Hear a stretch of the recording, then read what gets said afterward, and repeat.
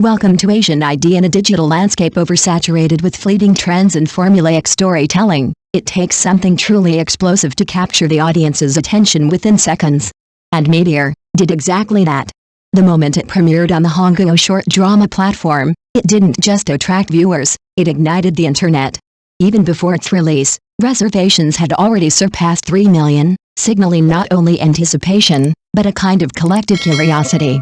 What people were waiting for was more than just another revenge-era's falls for a cold CEO storyline. They were waiting for the reunion of Guo Yuxin and Wang Haozhen, the so-called national CP, to see whether lightning could strike twice after their previous success. But what makes Meteor fascinating is not just its surface-level appeal. It is, in many ways, a story about transformation, both on-screen and off-screen. Guo Yuxin's journey, for instance, reads like a script of its own. Born in 1999 and trained at the Central Academy of Drama, she didn't begin as a star. In fact, her early career was defined by near invisibility. In major productions, she played nameless maids, background figures, characters with barely a handful of lines. The pay was so low that even basic survival, like paying rent, became a struggle faced with reality. She made a decision that many at the time would have considered risky. She entered the short drama industry in 2023, a space often dismissed as low-tier and disposable. But what seemed like a compromise turned into her greatest advantage. The relentless pace of short drama production became her training ground. Filming up to 4 dramas a month, completing 8 projects in less than a year, she was pushed into an extreme environment where hesitation was not an option. She learned to step into characters instantly, to deliver emotions with precision, to make every second on screen count. Then came her turning point in 2025. Midsummer Fendra exploded across the internet, reaching over 3 billion views. One particular scene, a quiet breakdown in a bathroom, became iconic. There were no exaggerated tears, no dramatic screams. Just the subtle trembling of her shoulders, the restrained rhythm of her breathing. And yet, it struck audiences deeply. It was in that moment that people realized, this was not just another pretty face. This was an actress. If Guo Yuxin represents resilience, then Wang Haozhen represents control. Born in 1993, he has carved out a reputation as one of the most reliable actors in the short drama industry, a workhorse who consistently delivers. But what sets him apart is not quantity, but detail. His performances are defined by restraint and intensity, often coexisting in the same breath. Perhaps nothing illustrates this better than what fans have come to call his kiss scene philosophy. For Wang Haozhen, a kiss is never just a kiss, it is a narrative device. In The Seventh Heartbeat, a simple act of pulling a tie before a forced kiss became unforgettable.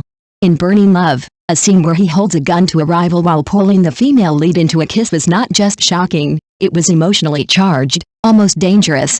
He uses micro-expressions, the roll of his Adam's apple, the slight redness at the corner of his eyes, the trembling of his fingers, to convey layers of emotion that words cannot capture. And then there is Meteor itself, a project that dares to go beyond the boundaries of typical short dramas. While many productions remain trapped in the cycle of sugary romance, Meteor breaks away by blending multiple genres: business warfare, suspense, revenge, and love. The story of Liu Yining infiltrating Jiyan's house company to uncover the truth behind her mother's death has been described as a corporate version of Mr. and Mrs. Smith. It is a narrative driven not just by romance, but by strategy, deception, and emotional tension. The production quality further elevates the drama. Despite a shooting schedule of only 11 days, the team employed 4K HDR technology, aiming for a cinematic texture rarely seen in short dramas. Scenes like the tie pulling in the elevator or the umbrella in the snow have already gone viral, not just for their visual beauty, but for the palpable tension they carry, an almost electric mix of atmosphere and desire. Yet, perhaps the most compelling aspects of Meteor lies beyond the script and the screen. The chemistry between Guo Yuxin and Wang Haozhen extends into real life in a way that feels natural, unmanufactured.